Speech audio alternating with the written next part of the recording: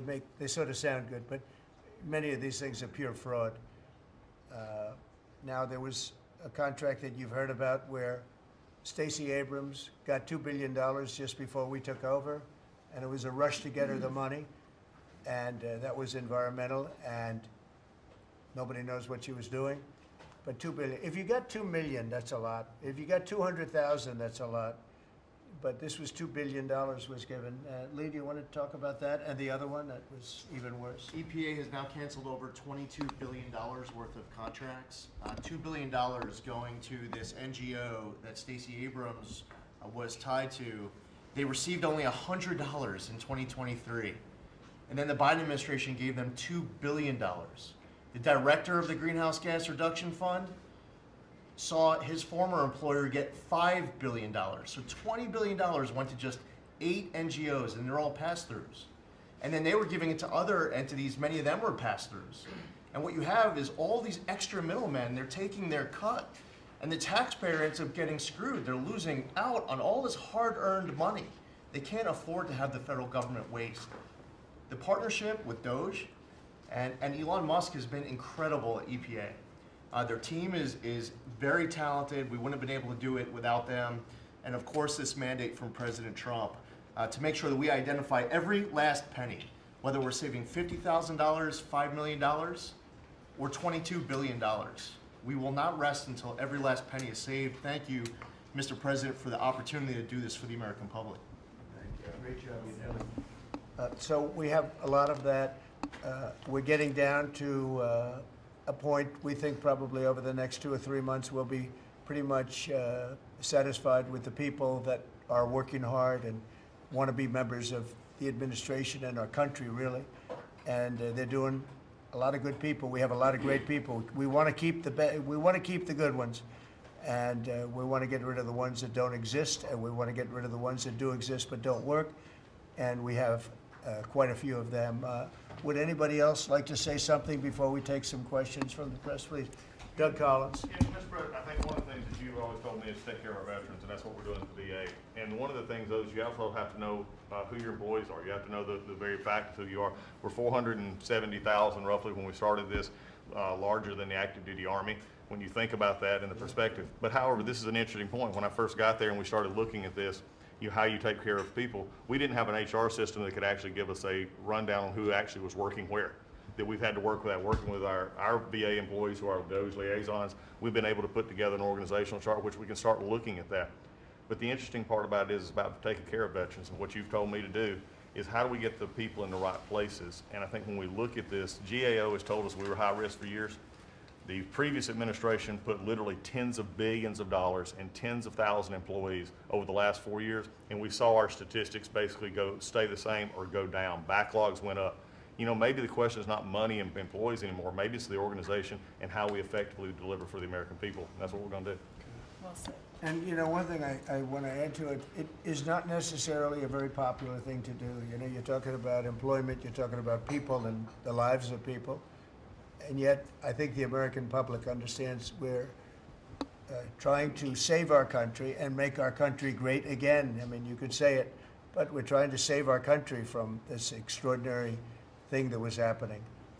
What they were doing to our country was just a horrible thing. And I have no idea how it plays out in the public. I guess you see poll numbers that are very good numbers, but I don't know what that means long term. But it's something that has to be done. If we don't do it, we're not going to have much of a country left, so we have to do it. So we're doing things that I think a lot of presidents wouldn't be inclined to do, but we're doing it to really, I don't want to use cliche. I don't want to say we're doing it to make America great again, because I say that on the campaign trail, but there's really no other words that could express it better than that. We're doing it to help our country, and our country was riddled with fat, like no country probably anywhere in the world, and we're getting rid of the fat. And at the same time, we're going to be bringing in millions of very good, high-paying jobs, and we're going to be taking in a lot of money. Our country's going to be very strong. We've been ripped off by every country in the world, friend and foe. We were taken advantage of like nobody's ever seen. And you saw what happened today with Venezuela. We did something with Venezuela, which is long in the making, and it's very substantial. And we'll be announcing cars very shortly, and we already announced steel, as you know, and aluminum. We'll be announcing pharmaceuticals at some point in the not too distant, because we have to have pharmaceuticals. We don't make pharmaceuticals anymore in our country. And if we have problems like wars or anything else, we need steel, we need pharmaceuticals, we need aluminum, we need a lot of these things that we sort of don't make anymore, and yet we're equipped to do it all. So we'll be announcing some of these things in the very near future, not the long future, the very near future. And it'll bring in billions of dollars, billions and billions, and it'll bring in, maybe more importantly, jobs. It'll protect the jobs we have, and it's going to be really, really quite amazing. Chris, did you have something to say? Yes, Mr. President. I want to say energy is the infrastructure that makes our country run and drives our national security. The Biden administration grew my department, the Department of Energy, by 20%, and expenditure much more than that, all in an effort to reduce the production of energy in the United States and to make energy more expensive. We are stewards of the American taxpayer dollars, right? That's the job of everyone around this table, led by you. We want to reverse that trajectory and care about every dollar an American taxpayer gives us, and are we using it for the benefit of Americans? Let me tell you one thing, huge growth in expenditures, huge growth in employee count. Puerto Rico, an American territory, had its electricity grid destroyed. They had billions of dollars in the Department of Energy to help Puerto Rico, yet they didn't spend that money, because that money would have meant more energy, more jobs, more prosperity in Puerto Rico. They wanted to have them as a poster child of wind and solar. This island should run on wind and solar. That just doesn't work. But they cared about politics more than the American people, and they didn't treat the dollars like they were their dollars. Yeah. This table, the team you have assembled, we're treating the American dollars like they're our dollars. Thank you. We're doing a great job on energy, by the way. We have things happening with energy that will knock your socks off. A really amazing job. Howard, do you want to say a couple of words? Well, what is so exciting is April 2nd is just around the corner, and that's American Liberation Day. That's the day when the rest of the world starts to treat America with respect. And your leadership, understanding how the rest of the world treats us and what balance and what fair trade finally is going to take care of America. It's going to launch the External Revenue Service to start to build the power and prestige of America back. And I'm honored to be helping you on that course. It's an interesting term, right? The External Revenue Service. We're going to take in a lot of money from the outside, and that's going to keep our taxes low, and I think getting a lot lower. It's going to be a lot of money, and the external will take care of the internal to a large extent. So I think it's going to be a beautiful transformation. Linda, you might say a couple of words. You've done so amazing. It's a 50% cut, and more importantly, we want to bring education into the states. We're at the bottom of the pack, but we're the most expensive per pupil. And we want to bring education back to the states where they can teach the students lovingly with their parents and with the boards and everything else. And they'll be every bit as good as these other countries. These individual states will do a phenomenal job. You want to say something? Yes, sir. And if we think about education, if we don't address the issues in education now and start getting our scores up, what are we going to find our next generation after that? Where are our engineers, our doctors, our lawyers, our scientists, our AI and technical experts going to come from? We will go farther and farther down, and with everything else we're doing within our country, building manufacturing, bringing all of that back, if we don't educate in the best way we can, we will be lost, and those generations will be lost. It is, I think, the cornerstone of our culture and what we need to focus on. And so by having education at the best place where it can be, which is at the states, the local levels, with governors, with best practices and tools, which I hope the Department of Education can help supply for them, we'll do it. And Linda, as you know, the SBA has taken over her student loans, which is a lot of loans. It's a big job, and Kelly, we appreciate that. You're going to do fantastically well. And Bobby is going to be taking over their various medical aspects and health aspects of the educational process. So, and he's going to do a fantastic job of it. So, thank you very Thank you, much. Mr. President. I'd just say that I'm very grateful to you and very grateful for the partnership with Doge, with Elon. We've identified extraordinary waste in my department and HHS. The expenditures, the budget of HHS during the Biden administration went up by 38%. The employees went up by 17%, and healthcare went down. We have 40 comms departments. We have 40 procurement departments. We have 40 IT departments, and we have 40 procurement, HR, none of them talking to each other. We are, with Elon's help, eliminating the redundancies. We are streamlining our department. We're going to go back to providing gold standard science. We're going to get the money to the scientists and to the patients rather than to the administrators and to the bureaucrats. And we're going to restore gold standard science, and we're going to make America healthy again. Thank you very much. It's great. If you might, Madam Secretary, say a little bit about what's happening and how well we've done at the border. Sir, this last week I was in Arizona, California, Alaska, and Florida, and CBP literally has almost 100% operational control of the border, which means that our country is secure and that we know who's coming into this country and that they love our country and they want to help keep it great into the future. We are, in the month of March, the last couple of weeks, increased our deportations by 50%, so we're now not even just getting the worst of the worst out. We're making sure that there's consequences for being here and committing crimes in our communities. And the numbers are continuing to escalate and to go up. Sir, this week I'm headed down to El Salvador. I'll be in the prison where we sent TDA members. I'll be meeting with the president and also Colombia and Mexico and talking about building these relationships so that we can continue to get people out of this country that don't belong here and take them home.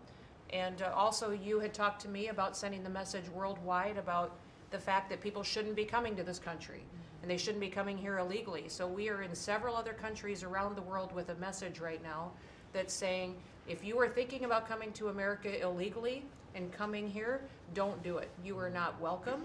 We have a legal process to becoming a United States citizen, and there are consequences if you come here illegally, and America has changed because we're putting Americans first. So we've also, the Coast Guard has done phenomenal work. I don't know if you all have reported on it, but we have broken historic records in the amount of drug interdictions that they have brought in. We've repositioned the fleet to go after the fentanyl crisis and to go after the southern border and securing it, and they've done amazing work as far as that. We were down in Florida. They brought in $500 million worth of cocaine that they had done in 14 interdictions and had brought them in, going right directly after the cartels and doing great work there. And we have a cutter that we have sped up the process, sir, the icebreaker. That'll be hitting the waters here this summer, and we've got 2 more that will be coming. But you know, Russia is using their cutters and icebreakers up in the Arctic to do surveillance on us, and we're going to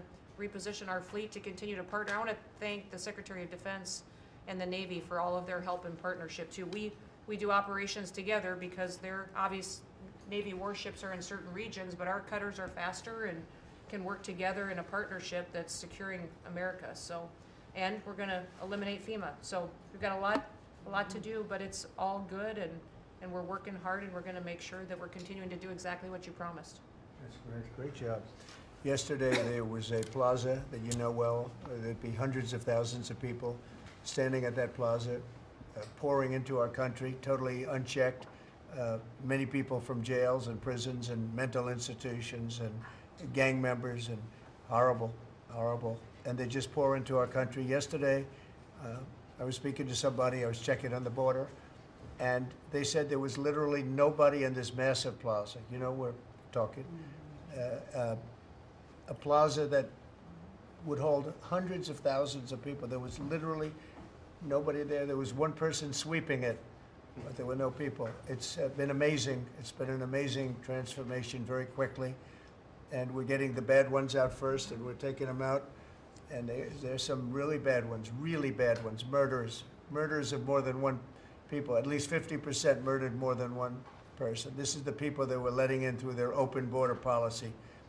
It was terrible, but I want to just congratulate you and Tom Holman on the job you've done. You've been, it's really, Sir, it's really. Boston this weekend, hundreds of dangerous criminals were removed, 4 killers taken out of the country just by what they did in Boston this last few days. Yeah. And these are killers that there's no reasoning. It's not like, oh, let's talk them out of it. These are stone cold killers. They don't care. They don't even think about it. They kill somebody. They go to sleep. They wake up. They don't even remember they killed them. These are bad people that should have never been allowed into our country. Pam is doing such a fantastic job. I thought maybe you could say a few words. Thank you, President. As far as we are hearing a lot about fraud, waste, and abuse, a lot of waste and abuse, but there is a tremendous amount of fraud. And Elon, thank you for your partnership. Thank you for your team.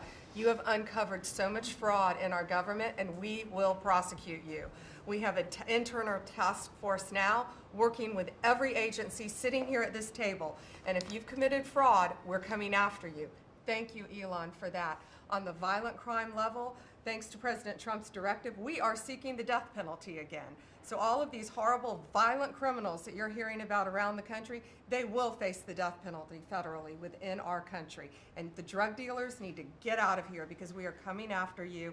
We're going to have 94 great U.S. attorneys around this country, and everyone will be prosecuted to the fullest extent of the law. Thank you. Thank you, President. It's at your directive. I couldn't have said that better. That's very good. That's very good. She's doing a fantastic job. Thanks, Pam. Do you have any questions, please? Mr. President? Yeah, please. Mr. President, what can states do now to implement your Department of Education executive order? Well, I think what's going to happen is we are cleaning out a lot of things like the loans, student loans, which will be handled very professionally by people that do that. And then, as you know, RFK Jr. is going to do a fantastic job having to do with health and the other things, and frankly, better than the people at the Department of Education. You see the buildings all over D.C., and then the rest is the states are going to start coming in and taking all of the information on all of their students. And I think a lot of that information is going to be shipped to different states like Iowa, like Indiana, like so many. They're so anxious to get, they're calling us, and they're so anxious to get it. We'll be shipping the records of the children that they're taking care of, that they want to take care of, and the process will begin. And I think it won't be that long before the states will be really running the Department of Education. Our teachers are going to be taken very well care of.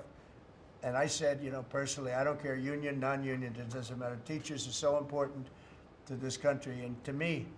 And we're going to take great care of our teachers, and I know it's very important to Linda.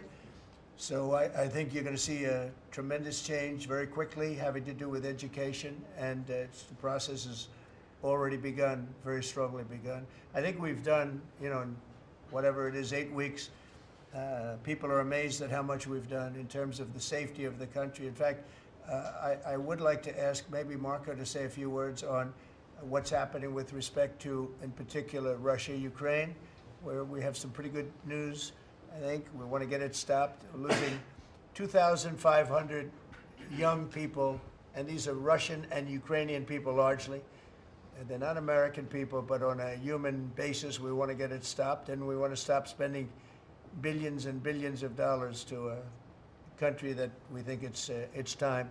And we're doing pretty well. Marco, do you want to say something? Yeah, Mr. President, first of all, I think the American people should be proud that we have a president that's promoting peace and the end of conflict on this planet.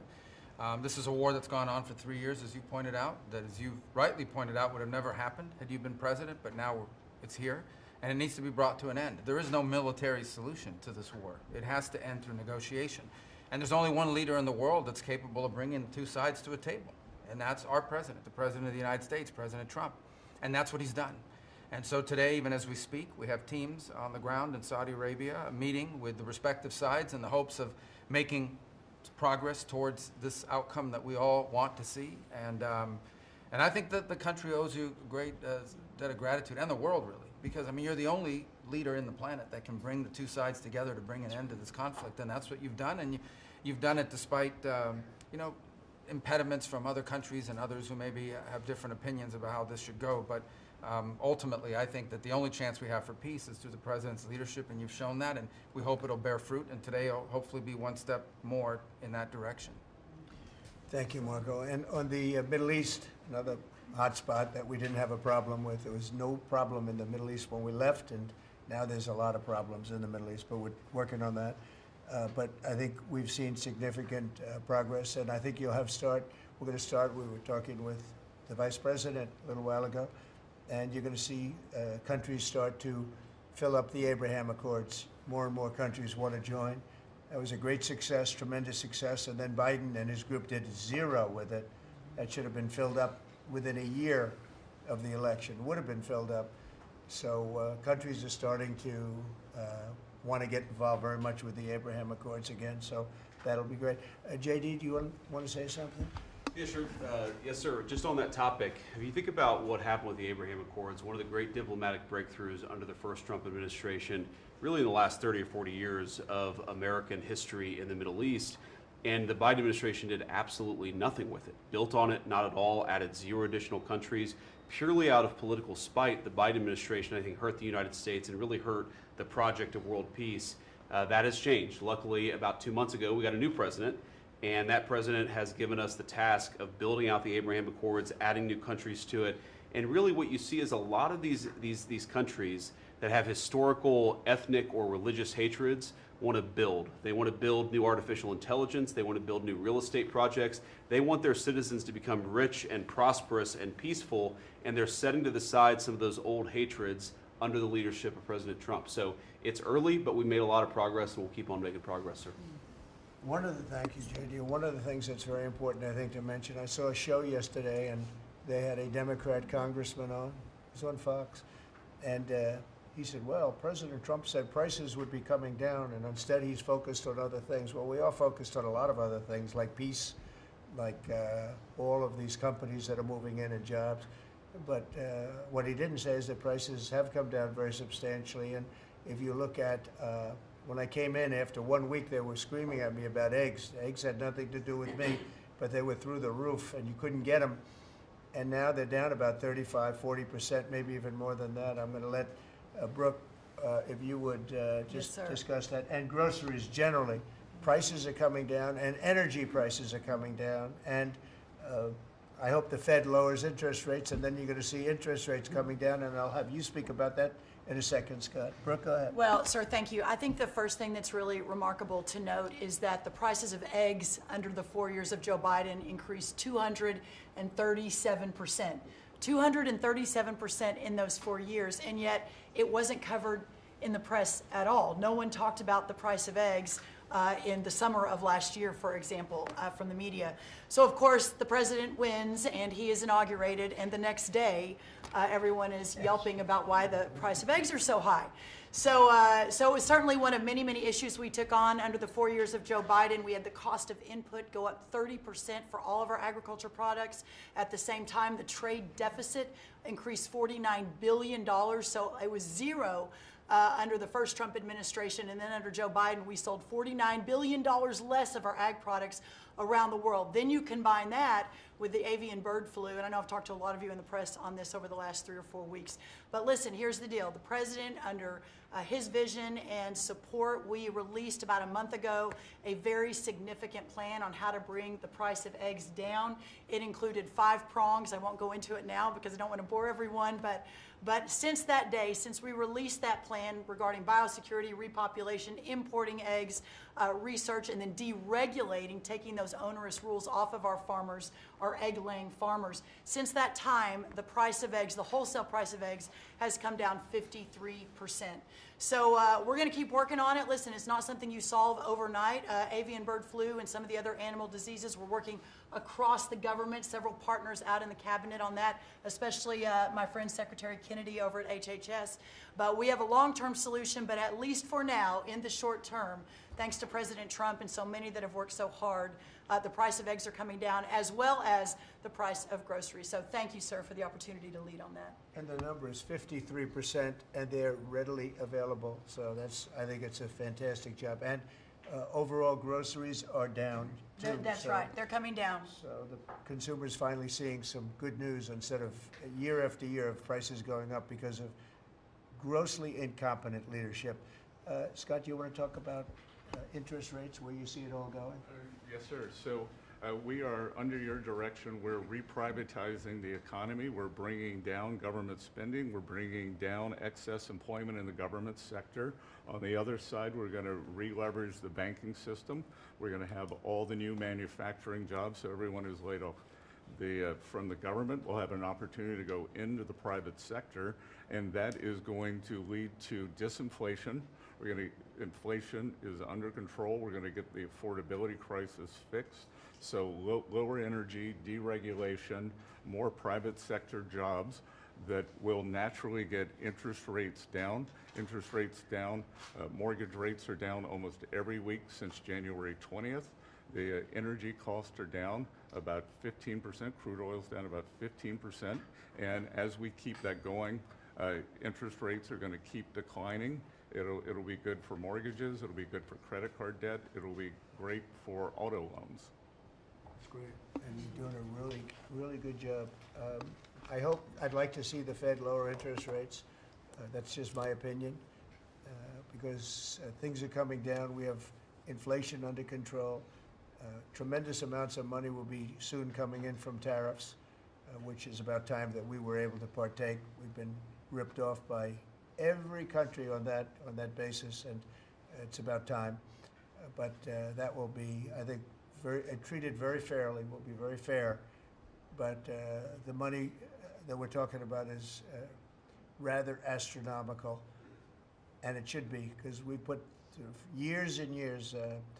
I was able, in the first term, we had a great first term with the highest stock price increase ever, all the different things that we had. But one of the things, we took in a lot of money in tariffs, and I had just started that process, and we had to slow it down because of the COVID. We didn't go forward. We did a very good job with COVID, but that was something that happened to the whole world. It was a shame. What a shame. All those people dead, and all of the problems that it caused for countries far worse. I mean, some countries still haven't recovered. Economically, they haven't recovered. But we took in hundreds of billions of dollars in tariffs just starting the process. But this is a program that's going to be, I think, unbelievable for our country. And I think it's treating other countries very fairly, very, very fairly. I'd like to ask, if I might, Sean Duffy to say a few words about the air traffic control situation. You know, there were some mishaps, one in particular, the helicopter crashing into the plane. We have a system that's 40 years old. They spent tens of billions of dollars trying to patch it up and, you know, make it work, but it doesn't work. And my pilot says they use different systems. They don't want to use our system. It's so obsolete. And it's an obsolete, horrible thing that happened with respect to it. And we were going to, I said, day one, if this happens, if we are successful, we're going to have to get a brand new, modern, top-of-the-line air traffic system. And I think I can say that I've been working a little bit with Sean on it, but Sean's been working hard on it, and with his new person at FDA, who's going to be terrific, by the way. And maybe you want to talk to them about that, because we need safety in the air, total safety in the air, and this will give that to you. Sure. Thank you, Mr. President. We had a conversation on Friday. Again, our air traffic control system, as we talked about maybe privately or I don't know publicly with all of you, but we have decades of ideas and billions of dollars, and no progress is ever made on any of these initiatives. Air traffic control is the same thing. And so we're having a conversation about building a state-of-the-art, brand new, best technology, envy of the world, air traffic control system. And what's interesting from the DOGE team is they'll look and say, well, what is the problem? Why hasn't this been built? This is about safety. This is about people's lives. All of you fly. Your family flies. Why hasn't it been done? And the problem is, in government, it takes way too long. So technology changes and money changes and administrations change. We have to do this fast, which is why we need the partnership from the Congress to give us the money up front. The best ideas and the best technology available in the world, we're going to build in the system. I think, Mr. President, we can do it in 3 years. I think Trump Tower was built in 3 or 3.5 years. I think we could match the Trump Tower time frame. 2 years. Okay. 2 years. Maybe not that good, but about 3 years. And again, we have to choreograph, because again, our towers are operational, keeping planes in the air. So we got to choreograph this, but we can do it in short order. If I can just make one other point, Mr. President. We're $36 trillion in debt. You've never had a Doge. We've never come in and looked at our government the way, Mr. President, you've looked at this government and said, there's too many people, there's contracts, fraud, waste, and abuse. And so we've had a few bumps in the road as we've gone through this process, but if you look around this room, everybody has seen how the process has evolved, and everyone appreciates some of the insight and technical support that we've gotten to make this government more efficient, to make it more responsive to the American people. And so, again, when you have a new system like this, you'll get some bumps. But things are rolling out. The last 3 weeks have been much, much better as our teams have integrated and we're working. Can be a little bit off. I love the analysis that you guys do when you're not in the room. But I would just note that we're working well together, Mr. President, and the whole team here is working well together. Well, actually, we decided to see you after the cabinet meeting instead of before, and I think that's nice. But if you think about it, I guess never in history has anybody invited you to a cabinet meeting. We're very open and transparent, and we had a very good meeting today. So, I mean, you're standing here, you're seeing what the result of the meeting is. I think we're doing an amazing job for essentially 8 weeks on the job. I think it's there's never been anything like it. Did you have a question, please? Two, actually, if you don't mind. Thank you for having us. Thank you. We appreciate it. One, actually, to follow up on the Attorney General's comments, and then one for you. You said that you're now preparing to prosecute examples of fraud across federal agencies that have been referred to you. Is that what you said? We are working with a team. We have a team of attorneys in place working with Elon's incredible team, helping us, taking referrals from the cabinet members. You know, these are your tax dollars. And a lot of it is just abuse, a lot of it's waste. But if it's fraud, we are investigating it, and we are looking at multiple cases of fraud throughout the federal government. One for you, Mr. President. Greenland is confused about the Second Lady and the National Security Advisor visiting this week. They're concerned that this is further provocation, whatever it is you ultimately want for Greenland. Could you further explain why they're going? What is the ultimate end goal when it comes to? Yeah, well, not provocation. This is friendliness, not provocation. We're dealing with a lot of people from Greenland that would like to see something happen with respect to their being properly protected and properly taken care of. They're calling us, we're not calling them. And we were invited over there, and I thought it would be I have great respect for the wife of our great Vice President. I think she's she's a brilliant woman. She's a very nice woman, and she loves the concept of Greenland. And so she's going there, and I think Marco's going there, and some others are going there. But we've been invited, and they really like the idea because they have been somewhat abandoned, as you know. They haven't been taken good care of.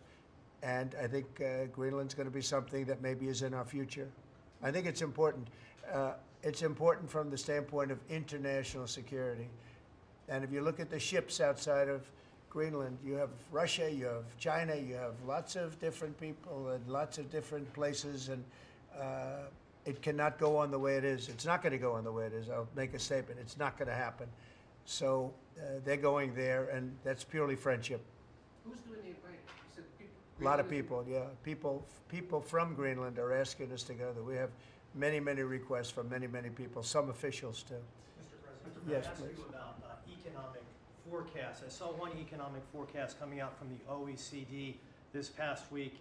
They are forecasting stagflation for the United States, a downtick in terms of GDP growth. Do you agree with that forecast? What do you see over the course of 2025 for our Well, we inherited a very, very bad and perilous situation from a group of people. Again, we just got here from a group, and this takes a long time to develop, from a group of people that truly didn't know what they were doing. And you see that with not only costs, you see that with all of these fake contracts that have been given out. So we inherited a bad situation, but I think we're going to have an economy that booms. I think when it all kicks in, it's not going to take very long, because some of these people that announce that they're going to spend billions of dollars, I mean, literally, Apple is spending $500 billion. They've never made anything close to that to do that. They're building plants here instead of China, instead of other places. When it all happens, and it's going to happen very soon, these are people that are already, in many cases, they're already starting. They just announced, in some cases, they announced, but they actually started before the announcement, as you know, because some are already building. This is going to kick in. I think it's going to be amazing. So